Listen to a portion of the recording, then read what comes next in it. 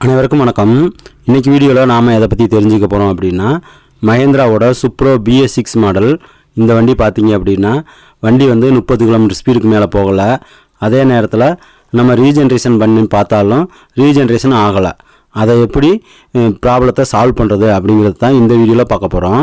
இந்த வண்டியை ஸ்கேன் பண்ணி பார்க்கும்போது ஒரு 10 விதமான ஃபால்ட் கோடு ஜென்ரேட் ஆயிருந்துச்சு. சரின்ட்டு எல்லாத்தையுமே கிளியர் ஃபால்ட் கோடு கொடுத்துட்டு மறுபடியும் ரீஸ்கேனிங் பண்ணும்போது இந்த 2 ஃபால்ட் கோடு மட்டும் வந்துச்சு. அதாவது DPF soot mass high, DPF soot mass very high அப்படின்ற ஃபால்ட் மட்டும் கரண்ட்டில் இருந்துக்கிட்டே இருந்துச்சு. நம்ம கிளியர் ஃபால்ட் கோட் கொடுத்தாலும் கிளியர் ஆகாமல் திரும்ப அது வந்துக்கிட்டே இருந்துச்சு. சரின்ட்டு நம்ம ரீஜென்ரேஷன் பண்ணுவோம் அப்படின்னு சொல்லி ரீஜென்ரேஷன் ப்ராசஸை முன்னெடுத்தோம் அப்படின்னா ரீஜென்ரேஷனும் ஆக மாட்டேன்ருச்சு. சரி, எதனால் ரீஜென்ரேஷன் ஆகலை அப்படின்னு லைவ் டேட்டாவில் போய் செக் பண்ணி பார்க்கும்போது சூட் மாஸ் லெவல் பார்த்திங்கன்னா கிட்டத்தட்ட 38 கிராம் வரைக்கும் சூட் மாஸ் லெவல் இருக்குது. அதாவது இந்த சைலன்சரில் இருக்கக்கூடிய கார்பன் அந்த டெபாசிட் ஆகிருக்க அளவு பார்த்திங்கன்னா 38 கிராம் இருக்குது. 38 கிராம் இருந்துச்சுன்னா ரீஜென்ரேஷன் ஆகாது.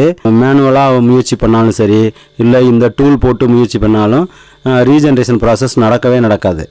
சரி, அதுக்கு என்ன செய்யலாம் அப்படின்னு பார்த்தீங்கன்னா, இந்த சைலன்சரில் இருக்கக்கூடிய DPF ஃபில்டரை கலட்டி முதல்ல ஏர் பிடிச்சிட்டு அதுக்கப்புறமா வாட்டர் வாஷ் அடிச்சுட்டு திரும்பவும் ஏர் பிடிச்சிட்டு மாட்டணும்.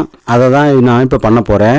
இந்த DPF ஃபில்டரை கலட்டி சுத்தமாக க்ளீன் பண்ணி மாட்டியாச்சு. மாட்டினதுக்கு அப்புறமும் பார்த்தோம் அப்படின்னா அதே ஃபால்ட் கோடு அப்படியே இருக்குது. அதாவது DPF soot mass high, DPF soot mass very high அப்படிங்கிற ஃபால்ட் கோடு கரண்ட்லேயே இருக்குது. கிளியர் கொடுத்தாலும் கிளியர் ஆக மாட்டேங்குது. அதுக்கு அடுத்ததாக நம்ம என்ன செய்யணும் அப்படின்னு பார்த்தீங்கன்னா, இருக்கக்கூடிய LNT, SCR, DPF இந்த மாதிரி இருக்கக்கூடிய பார்ட்ஸை வந்து நம்ம ரீசெட் கொடுக்கணும். ரீசெட் கொடுக்கும்போது ஏற்கனவே ECMல அந்த ஸ்டோர் ஆகி இருக்கக்கூடிய பகுதி வந்து உங்களுக்கு மாறுறதுக்கு வாய்ப்பு இருக்குது. அப்படி நம்ம இதில் இருக்கக்கூடிய அனைத்து விதமான பார்ட்ஸையுமே ரீசெட் கொடுக்கணும்.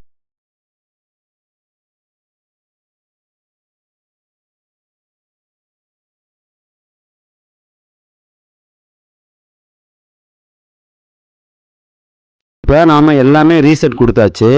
ரீசெட் கொடுத்ததுக்கு அப்புறமா லைவ் டேட்டாவில் போய் நாம் செக் பண்ணி பார்க்கும்போது பார்த்தீங்க அப்படின்னா இந்த சூட் மாஸ் லெவல் எவ்வளோ இருக்குது அப்படின்னு பாருங்கள். 5 கிராமுக்கு குறைஞ்சிருச்சு. நம்ம வேறு எதுவுமே செய்யலை. சூட் மாஸ் லெவலில் நம்ம ரீசெட் கொடுத்தோம். அதுக்கு முதல்ல என்ன செஞ்சுருக்கோம் அப்படின்னு பார்த்தோம்னா DPF ஃபில்டரை கழட்டி க்ளீன் பண்ணி போட்டிருக்கோம் அப்படின்னா வெறும் ஏர் பிடிச்சிருக்கோம், வாட்டர் வாஷ் பண்ணியிருக்கோம். வேறு எந்த கெமிக்கலோ வேறு எதுவுமே பண்ணலை, பெட்ரோல் ஊற்றியோ அல்லது எதுவுமே செய்யலை. இது வந்து உள்ளே இருக்கக்கூடிய சூட் மாஸ் லெவல் கொஞ்சம் கம்மியான அளவு அப்படிங்கிறதுனால இதுவே போதுமானது. இது பண்ணதுக்கப்புறமா நம்ம ரீசெட் கொடுக்கும்போது ஆட்டோமேட்டிக்காக அது ரீசெட் ஆகிக்கிறோம். இப்போ சூட் மாஸ் லெவல் வந்து 5 கிராம் இருக்குது. இப்போ நம்ம அடுத்ததாக என்ன செய்யணும் அப்படின்னு பார்த்தீங்கன்னா ரீஜென்ரேஷன் ப்ராசஸ் கொடுக்கணும்.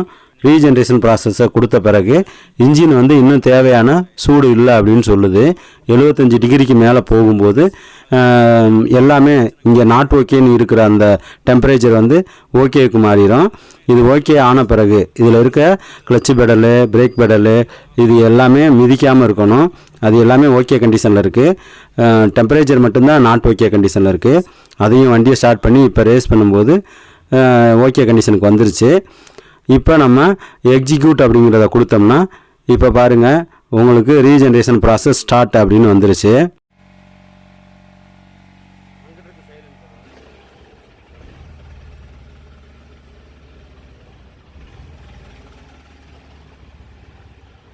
இந்த BS6 வண்டியை பொறுத்த வரைக்கும் நாம் என்ன செய்யணும் அப்படின்னா, அதாவது வண்டிக்காரங்க என்ன செய்யணும் அப்படின்னு பார்த்தீங்கன்னா, ஒவ்வொரு 1000 கிலோமீட்டருக்கோ அல்லது 2000 கிலோமீட்டருக்கு ஒரு தடவையோ ரீஜென்ரேஷன் மேனுவலாக பண்ணுறதுக்கு வண்டியிலேயே வந்து ஒரு பட்டன் கொடுத்துருப்பாங்க.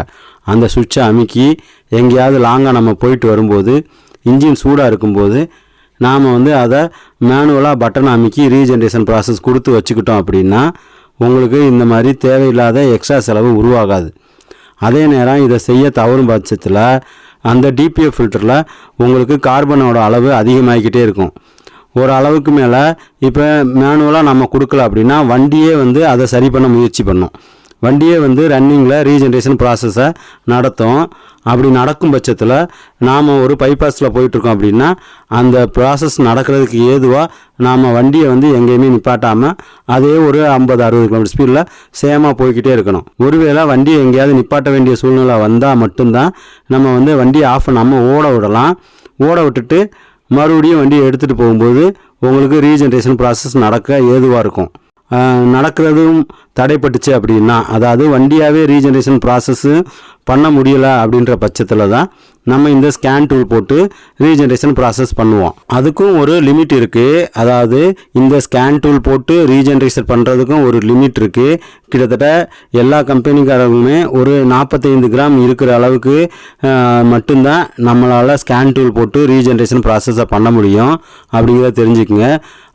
ஸ்கேன் டூல் போட்டு ரீஜென்ரேஷன் ஆகாத பட்சத்துக்கு நாம் இந்த டிபிஎஃப் ஃபில்டரை கலட்டி க்ளீன் பண்ணி மறுபடியும் அந்த சூட் மாஸ் லெவலை குறைச்சா மட்டும்தான் இந்த ஸ்கேன் டூல் மூலிமா நம்ம ரீஜென்ரேஷன் பண்ண முடியும். அதுலேயுமே இந்த டிபிஎஃப் ஃபில்டரில் ஓரளவுக்கு இருந்தால் மட்டும்தான் நம்ம வாட்டர் வாஷோ இந்த கெமிக்கல் போட்டு க்ளீன் பண்ணும்போதுமே போகும் அப்படிங்கிறத தெரிஞ்சுக்குங்க. அதனால் இந்த டிபிஎஃப் ஃபில்டரை பொறுத்த வரைக்கும் நாம் BS6 வண்டி அப்படின்னு வந்துட்டாலே நாம் ரீஜென்ரேஷன் பண்ணிக்கிறது நல்லது. மேனுவலாக அப்பப்போ நம்ம பண்ணிக்கிறது தான் நல்லது. இல்லாட்டி உங்களுக்கு தேவையற்ற விரை செலவு தான் ஏற்படும் அப்படிங்கிறத தெரிஞ்சுக்கங்க. ஒருவேளை இந்த ஃபில்டரு அதிகமான அடைப்பு இருக்கும் பட்சத்தில் க்ளீன் பண்ணாலும் உங்களுக்கு டிபிஎஃப் ஃபில்டர் க்ளீன் ஆகாது. அதுக்குள்ளே இருக்கிற கார்பன் வந்து குறையாது. அப்படி சூழ்நிலையில் தான் கம்பெனியில் டிபிஎஃப் ஃபில்டரையே மாற்றணும் அப்படின்னு சொல்லுவாங்க. இது வந்து உங்களுக்கு மிகவும் அதிகப்படியான தண்ட செலவை உருவாக்கும் அப்படிங்கிறத தெரிஞ்சுக்குங்க. ஒரு டிபிஎஃப் ஃபில்டரை மாற்றணும் அப்படின்னா குறைஞ்சது 30,000 40,000 ரூபா வரைக்கும் செலவாகும். இந்த மாதிரி விரைய செலவை தடுக்கணும் அப்படிங்கிற பட்சத்தில் நீங்களாகவே அப்பப்போ மேனுவல் ரீஜென்ரேஷன் பண்ணிக்கிறது ரொம்ப ரொம்ப நல்லது அப்படிங்கிறத தெரிஞ்சுக்குங்க. இப்போ ரீஜென்ரேஷன் பார்த்தீங்கன்னா கிட்டத்தட்ட ஒரு 30 நிமிஷம் ஓடி இருக்கு. ரீஜென்ரேஷன் ப்ராசஸில் இப்போ என்ன நடக்குது அப்படின்னு பார்த்தீங்கன்னா சூட் மாஸில் அந்த டிபிஎஃப் ஃபில்டரில் இருக்கக்கூடிய கார்பனை குறிப்பிட்ட டெம்பரேச்சருக்கு அதிகப்படுத்தி அந்த கார்பனை எரித்து வெளியே தள்ளிடும். இதுக்கு பேர் தான் ரீஜென்ரேஷன் ப்ராசஸ்னு சிம்பிளாக சொல்லலாம். இது வந்து இப்போ நடந்து முடிஞ்சிருச்சு. இப்போ பாருங்கள் ரீஜென்ரேஷன் ப்ராசஸ் நார்மல் அப்படின்னு வந்திருக்கு. இப்போ லைவ் டேட்டாவில் போய் பார்க்கும்போது பாருங்கள் சூட் மாஸ் லெவலு 0 அப்படின்றதுக்கு வந்துருச்சு. அதாவது சூட் மாஸ் லெவலு 0 கிராமில் இருக்குது. உள்ள டிபிஎஃப் ஃபில்டரில் எந்த அடப்பும் இல்லை அப்படிங்கிறத லைவ் டேட்டா மூலமாக பார்க்க முடியுது. அடுத்ததாக இப்போ இந்த ஃபால்ட்டு கூட ஸ்கேன் பண்ணி பார்க்கும்போது ஹீல்டுக்கு மாறிடுச்சு. இப்போ பாருங்கள் ஃபால்ட்டு கோடை கிளியர் பண்ணிவிட்டு பார்க்கும்போது நோ ட்ரபிள் கோட் அப்படின்னு வந்திருக்கு. இப்படி தான் நாம் ஒரு வண்டியை வந்து முறையாக வந்து ரீஜென்ரேஷன் பண்ணணும். அவ்வளோதான் இந்த வீடியோ. இந்த வீடியோ உங்களுக்கு பிடிச்சிருந்துச்சுன்னா லைக் பண்ணுங்கள். மற்றவங்களும் பார்த்து தெரிஞ்சுக்கிட்டோம் அப்படின்னா ஷேர் பண்ணுங்கள். மறக்காமல் நம்ம தமிழ் மெக்கானிக் சேனலை சப்ஸ்கிரைப் பண்ணுங்கள். நன்றி, வணக்கம்.